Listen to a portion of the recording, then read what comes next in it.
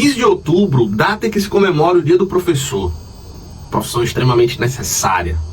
Maravilhosa, diga-se de passagem, adoro, amo.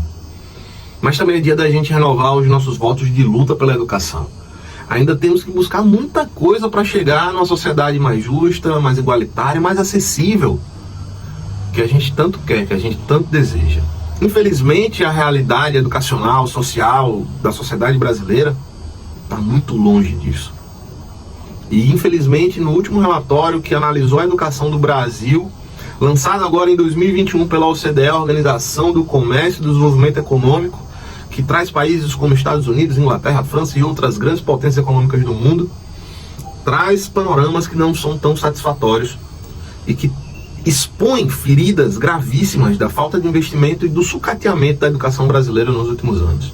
Primeiro, a gente precisa entender que os nossos alunos eles têm uma dificuldade seríssima de leitura e compreensão.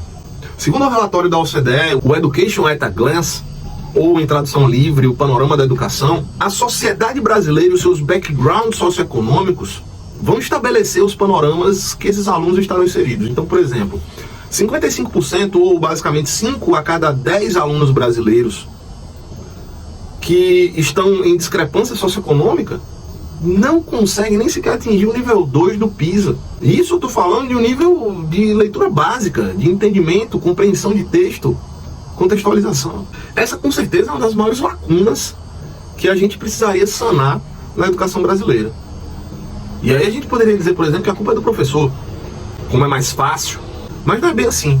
A gente precisa entender que vários outros dados também são fornecidos por esse mesmo relatório e outros relatórios que são importantes para entender essa educação do Brasil, onde a gente vê, por exemplo, que embora o Brasil invista cerca de 5% do seu PIB, e voltando isso para a educação especificamente, os gastos por aluno ainda permanecem extremamente baixos comparados com os países que fazem parte da OCDE e os seus parceiros. Enquanto países, potências da OCDE investiam cerca de 10 mil dólares anuais por aluno, aqui no Brasil se investia cerca de 30% disso.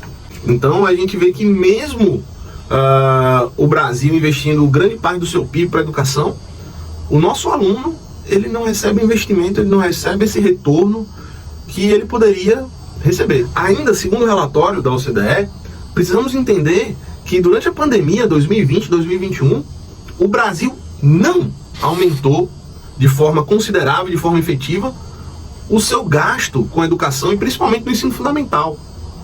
E isso se deve principalmente por medidas como a Emenda Constitucional 95 de 2016, que limitou o gasto em áreas como a educação, saúde. Então, sendo assim, é óbvio que o ambiente escolar precarizado e sem investimento naquele seu público-alvo, estudante, aquele que realmente deveria estar recebendo esse retorno, estar recebendo esse investimento, com certeza influenciar na decisão do professor entrar na carreira, permanecer na carreira e com certeza se tornar um excelente docente que vai trazer apenas benefícios e crescimento para esse aluno, para essa educação, para esse país, para essa sociedade.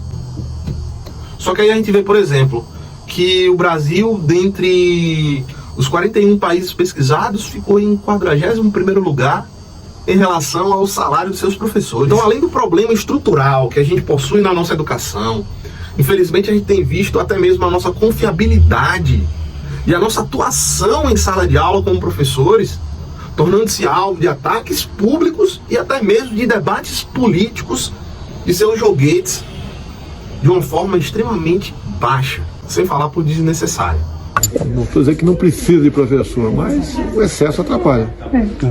Na verdade, eu diria que somos poucos. E, infelizmente, temos nos tornado ainda menos.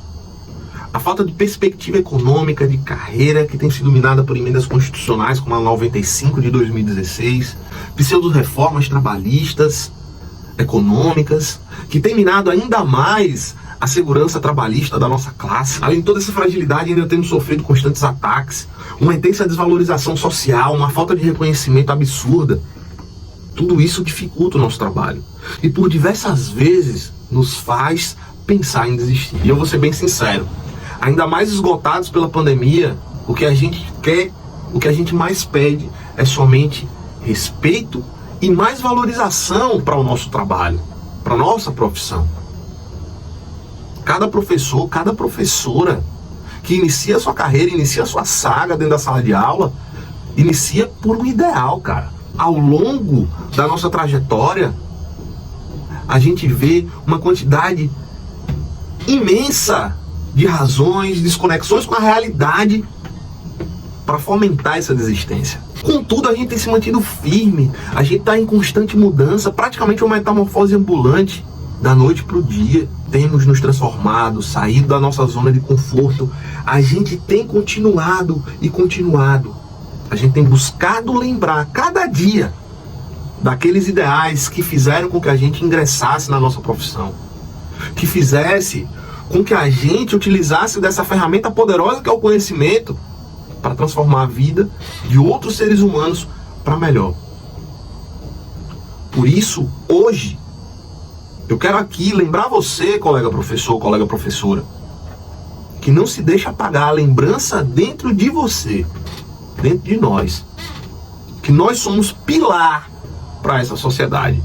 Somos acolhimento, representatividade, superação, motivação e principalmente somos reflexão, lembrança e consciência crítica de mundo.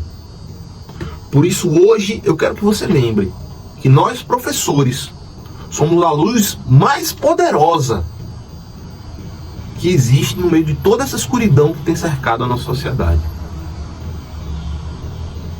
Feliz Dia do Professor.